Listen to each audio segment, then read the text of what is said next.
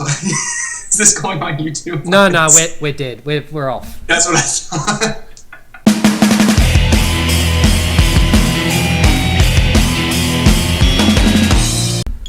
So welcome to Super Adventure Show, episode 7, with special guest Jake, the Garden Snake, all the way from the US. Just Texas. Turned up using modern technology. And I've got to say, this is a really sort of extravagant setup we've got happening. But I'm really there. Yeah. I flew all the way down. This was worth it. That's right. You look a little bit two-dimensional more than I thought you would, but yeah. Jesus. Yeah. So cool. You got a good view there, Jake? Yep. No worries. Yeah. That's cool. Yeah. I don't know. What are we going to talk about today? Actually, I had a question for you, Jake, and I said to Mark earlier, he's like, he would have already told that, but I don't think I've ever heard it. You call yourself Jake the Garden Snake, and I'm assuming that Jake came from your mother or father, yeah, both. The Jake part of it would have. But the Garden Snake, is that because of some giant appendage, or is that because you're some sort of sneaky bastard? Wow, straight to it. Okay. Or what? Is there a story? Is there a story behind that? There's not that much of a story behind it. It's just that people would call me Jake the Snake since I was a little kid. I mean, that's pretty obvious, it rhymes. And then somebody started calling me Jake the Garden Snake one time. I never knew if it was meant to be he just said it because, or if he meant it as a joke to be like spiteful because I was really skinny as a child, like saying that I was a little like a wimpy snake. But I just sort of went with it, kind of in spite of him, Yeah, and I didn't think much about it when I named my YouTube channel The Garden Snake, but there you go. That's where it came from. What are you going to do now? Yeah. Okay. Cool. Set, So set in stone. You turned around a negative and made it a positive for yourself. Yeah. See all the bullying problems that happen in the world? That's how you solve them. Yeah. Yeah, you embrace it. Cool. You just embrace the names they call you. Cool. You're laughing the hardest you've been. The other topic I want to talk about, because you've mentioned a few times on your videos that you used to own an R1. So we've just sent you this link to the new 2015 R1, which is the new 200 horsepower model. And just recently released. I noticed online. Yeah, it's been posted all over Facebook. So. Yeah, it's the big talking news. I guess it's Yamaha's. I'm just pulling up my other monitor here. Yeah, no worries. I guess it's Yamaha's rebuttal to Kawasaki's H2 or H2R or whatever it was called. And it looks like that. Yeah, what do you think of that? It looks like that Y2K bike. The eyes on it are horrible. The headlight is the worst thing I've ever seen. The whole bike looks great, but the headlight is the worst thing I've ever seen. I had a 2005, and I always swore up and down it was the best year-looking R1 they ever made. They tried to adjust it, and they just kept making it more fugly, and now they've just gone completely off the deep end. This is the worst thing I've ever seen. Really? I hate it. Okay. I say I hate the front. Everything else looks okay. I mean, I think it's decent looking. It looks like it's got a patch. I see they've gone to for the a side headlight. exhaust. They've gotten rid of the undertail. Oh yeah, yeah. Looks like some sort of sea creature or insect, sort of. I mean, yeah, I can see why they've restyled it for the new year, but Jesus. Yeah. Big stepping up. Hopefully someone comes out with some kind of headlight kit to fix it, because that's a joke. That's just terrible. I can't believe they did that to it. There probably will. There probably will be. A kit wouldn't surprise me at all. But I mean, I think it's a really nice looking bike. Okay, the headlight may be arguable, but I mean, it's a really nice looking bike. Like, it looks like a bike, whereas the H2 looks like some sort of prototype. I think the R1. I think that the R1 would definitely be a better seller than the H2. Well, just talking price point. Have they got prices? Well, they haven't got prices yet, but you can imagine they got them on the. I'm looking on the American site. They have it, and it's $21,000. But that's for the M version. Now, I'm trying to figure out what the difference is between the M. What you sent me on your site was not the M version. Let me pull this M up real quick. Oh. It's carbon fiber. Oh. Hang on, I can see that right off the bat. And it's got to have something. What is it? electric Olin suspension. That's got to be the big selling point. But that's still that's almost $5,000 more than the other one.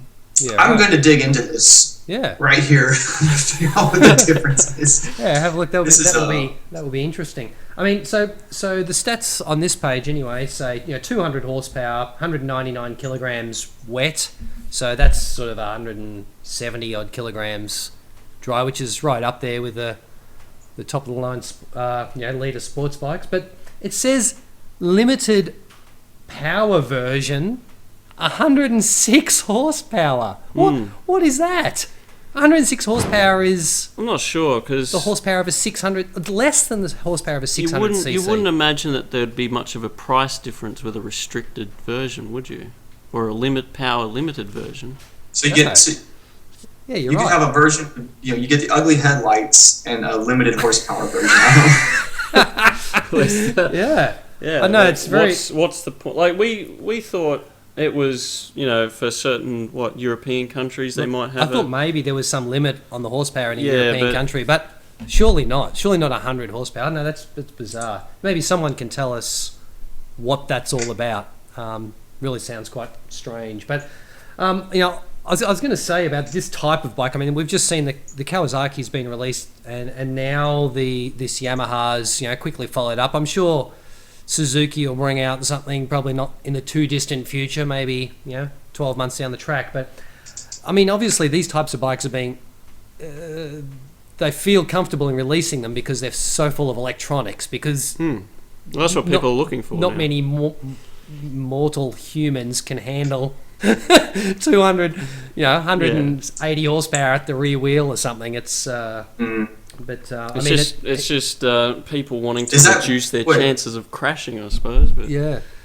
because they buy these is that huge bikes. confirmed wheel horsepower? No. It says 200. So usually, if you take off 30% or something. So Okay, because I remember my 2005 R1, they advertised it as having 180. So 20 horsepower up. I mean, that was a beast. I can't have 20 more horsepower. Here I'm looking at the difference between the two, and the main differences I can see is, it's the electric Olin suspension. The motor and everything from the regular R1 to the R1N is the same. Oddly enough, though, we have wet weight here, and this is going to be in pounds. Sorry, that's our weird measurement system.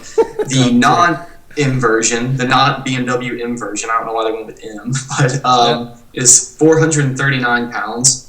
The one with carbon fiber on it is 443 pounds. So 4 pounds heavier for the N version. you get carbon fiber. So that's not even lighter. It's heavier, and you have carbon fiber bits on it. I don't know. It must be the electrics for the suspension. Yeah. Jesus. Yeah. That's the thing. That's what people don't get. They think that putting carbon fiber plastics all over your bike is going to make it lighter, when your plastics don't weigh anything to begin with. Well, that's the thing. The That plastics is are a very probably lightweight bike, though. It's light for a liter bike in either case. plastics are probably lighter to begin with anyway, because there's very little to them. Yeah. So. Yeah. And then the other thing, I don't know if I showed you this, Mark, before you sent me the link, but if you click on accessories, The tie-down straps. yeah, it's like the first thing that comes on the list is tie-down straps. It's like, well, what are you saying? Is it just a track bike, or are you expecting people to crash it so early on that they should have to carry tie-down straps so they can get it home again? No. They expect you to go off-roading with it. You're going to put your backpack and shit on the back and go with it. Fuck it. Yeah. You're trailing it to That's the right. trailering it to the trails Yeah. with knobby tires on It's it. got electric suspension. Yeah. Surely it can handle it. It's like the what's the Ducati Multistrada competitor? Yeah, maybe.